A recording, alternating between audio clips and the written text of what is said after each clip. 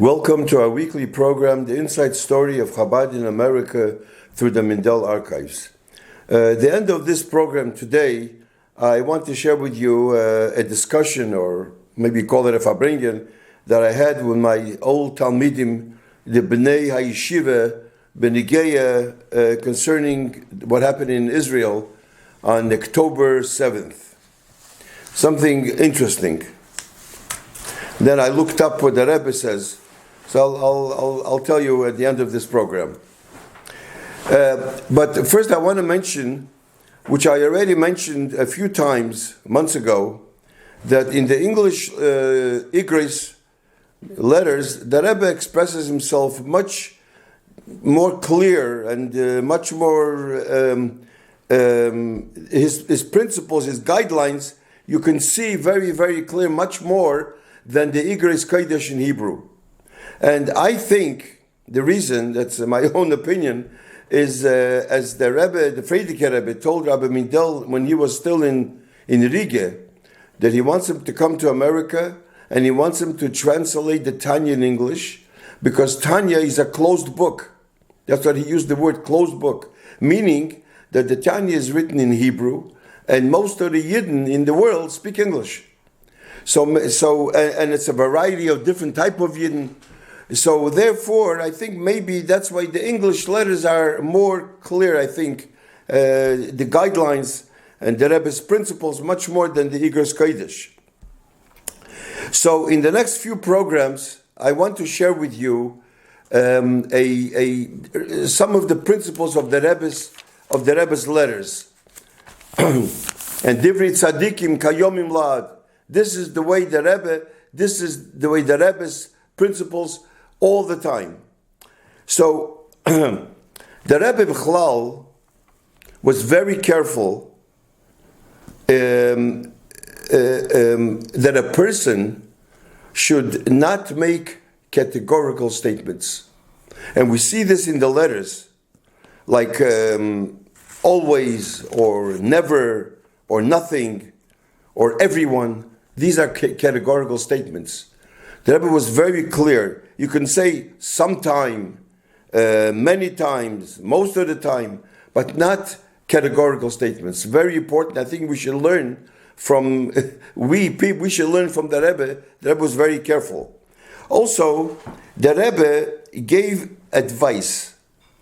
He gave a suggestion, but he didn't command. You don't find him that he commanded you have to do it. That's not, throughout the letters, if you look, most of the time, again, I couldn't say the word never. I shouldn't shoot the word never, because there is no never. Most of the time. Also, when the Rebbe wrote, he wrote to the third person. As a person asked him, he always said to the third person. Also, we know from the letters, Bichlal, that throughout the Nesius of the Rebbe, there were very few new things that the Rebbe did. New. I remember Neshek, when the Rebbe came out with the Neshek, with that girl, she would light candles from 3 years old. People said, oh, this is a new mitzvah. The Rebbe says it's not new. There was once already, and it started even from the time of Rivka Imenu, I guess, and maybe by the Milchome, probably wax was expensive, so that minhag stopped. And now the Rebbe wants to renew the minhag, but it's not new. There are a few things that the Rebbe made new, like a Talucha. This is something new the Rebbe did. Chumash and Rashi, the Rambam, the learning of the Rambam, not Chita, that's the Frierdiker Rebbe, learning the Rambam. So there are a few things, but most of the time, the Rebbe did not make anything new. Even the Alter Rebbe, in Tanya is not new. The Alter Rebbe says right in the front, in the page, in the Sharblat, he says, Melukot, mipi Sforim, umipi Seifrim, G'doshe Elyon. I took this from Sforim, from the Baal Shem Tov, from the Shalom HaKodesh, from the Arizal, from Zohar, but nothing new. The Rebbe and the Alter Rebbe put it together for people to really to understand. This is Tanya, but the concept is nothing new. So there's nothing. So most of it, it's not new. Also, we see that the Rebbe, most of the time, and I think he said it, he doesn't paskin shailas. He always, again, he most of the time sends it to a Rov. It happened a few times, you can see in the letters that he says himself, but most of the time, the Rebbe didn't paskin shailas. Also, stories. When the Rebbe said a maaseh, nothing new. Or the Rebbe said he heard it from the Frierdiker Rebbe, or he heard it from Chassidim. Very few times he says a maaseh himself. This is the Rebbe Bichlal. Also the maaseh is because they heard, but nothing new. So this is what we can learn from this. So the main thing is that the Rebbe always, and this is the way you can see the letters. So I think that we should learn also, never say categorical statements. When we say a maaseh or something, we should say from who we heard it from. So by Farbringen, we know that the Rebbe made certain rules. For example, if someone has a medical problem, he should speak to 2 doctors. If a person has a business, he wants to discuss about business, the Rebbe says, Yedidim, Mivinim, friends that understand. And B'chal, the Rebbe said, Asei Locharav, make a mashpia. And when we have a mashpia, this is like the Rebbe said, because he said these few things he left us with, and the Rebbe said that you should always ask a mashpia and see what the mashpia says. So if the mashpia, whatever he tells you, the Rebbe gives koyach that this is like the Rebbe answered. So today I want to share with you one letter. We don't have time for 2 letters. It's a general principle, an outlook that the Rebbe answered, and from here we learn out a few things. A woman who asked the Rebbe, she doesn't have children. She wants a child.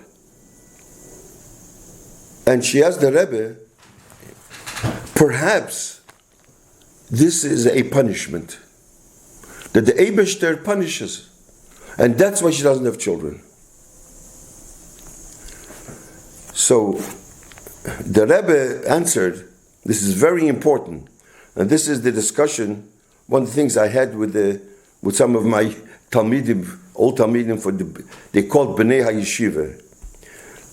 The Rebbe said like this, that the term punishment does not apply to God. God does not punish. Misfortune should not be seen as punishment, but rather as a consequence. That certain actions that we do, we choose, this is how it happens. But the Eibeshter does not punish. For example, the Rebbe did not give the example, but I think this is what the Rebbe meant here. For example, somebody knocks his head on the wall and he gets a bump. Can you see why did the Eibishter make I should have a bump? If you don't knock the head on the wall, you won't have a bump. So we caused this to happen, but not that the Eibishter punishes. I put my finger in hot water and I burn my finger on fire and I lose a finger, chas v'sholom. Are you going to say that the Eibishter made me lose? No. Who told you to put the finger? I drink alcohol, mashke, and I go and I go drive a car, and chas v'sholom, you have an accident, and he gets hurt. Are you going to say the Eibishter made me? Who told you to drink mashke? The law, the rule is, if you drink mashke, you get hurt if you drive. So it's not the pshat, the Eibishter the word punish is not shaykh, it's a consequence. Through doing this is what happens. You walked, and you fell, and you closed your eyes, and you fell in a pit. Who told you to close the eyes? So you can't blame to say, or even or a doctor. A doctor gives you a person medicine, and he says, take this medicine and you'll be cured. And the person says the medicine is bitter. I don't like to take it. And he gets sick. Are you going to say, why did Eibishter make him sick? Why didn't he take the medicine? So the word punishment does not exist by God Bichlal. And I think this is, I think I mentioned it once. Somebody wrote to the Rebbe, he's a mamzer, and he said to the Rebbe, what happened? Why am I punished? So it's not that. Because the parents did not do the way they're supposed to, this is what came out. It's not that Eibishter punish you. There are certain rules that the Torah says this is the way it is. If it doesn't happen, it comes out like that. But it's not the Eibishter. In other words, there is no, Eibishter does not punish a person. And as the Rebbe brings down the Magid, the Mezritcher Magid said, Kishe'odom soivil yisurim al yoymar sharaloi. When a person suffers pain, you shouldn't say it was bad, because there's no bad. Nothing bad comes from the Eibishter. Sheyoyma malik, because they bitter. Sheyestrufo, sheyezeres, aval. That's what the Maggid says. It's bitter, but it helps. Yeah, but to say that it's a punishment, this is something that should not be that. It's a result because this and this happened. This is what came. Teva hatoiv lahitiv. This is the rule. Teva hatoiv lahitiv, and that Eibishter does not punish. Now, so since there is no ra from the Eibishter, and we are faced with challenges, we are certain that we have the capacity and carry and endure with the greatest challenge comes the greatest strength. If the Eibishter gave you this challenge, the Eibishter gave you strength to overcome this challenge. Otherwise, the Eibishter would not give you this challenge. Also, the Rebbe says that a challenge is often a test. Every test, it comes to an end. It's all temporary. If we hold strong and we don't give up, we will gain this, will overcome this and this challenge. Now, let's go to the discussion that I mentioned before that I had with the Bnei Yeshiva. And this is probably the answer to some people what happened in Eretz Yisrael on October 7th. I mean, according to what the Rebbe said here, God doesn't punish. Ein ra yored milmailo. A misfortune should not be seen as a punishment, but as a consequence. The Rebbe writes, this is from the Rebbe, and this is what I told them at the Farbrengen that we had. Eretz Yisrael is a sensitive land, according to the Rebbe. Torah says in certain things, if certain things are done in Eretz Yisrael, which is not al pi Torah, the Torah says the land will spit you out. It's like a person vomits. He can't take it. The holiness of the land cannot absorb. The land is too holy. It just cannot absorb. Maybe the same thing in another place is different, but not Eretz HaKodesh. So it's not chas v'sholem to say that this was a punishment. Just the land does not absorb things that are not supposed to. The Eibishter does not punish. This is, the Rebbe says it again, as the Mezritcher Magid says. It's a result, it's a consequence, as we said before. The same thing also Golus, exile. That we are in exile. Does the Eibishter want to punish us? The Eibishter doesn't want to punish us. Because if we're in Golus, the Eibishter is also in Golus. And the Eibishter suffers much more than we. He doesn't want it in Golus. We're in Golus as a consequence. The Torah says, Tzatzinos Chinam. It's because of, but not that the Eibishter wants to punish you. Now here I have over here some sayings that the Rebbe said, and it's written down in the Rabbi Midal, over here. This is a part of the letters that the Rebbe that he dictated. The essential point of this tragic war this was in Israel then could have been avoided.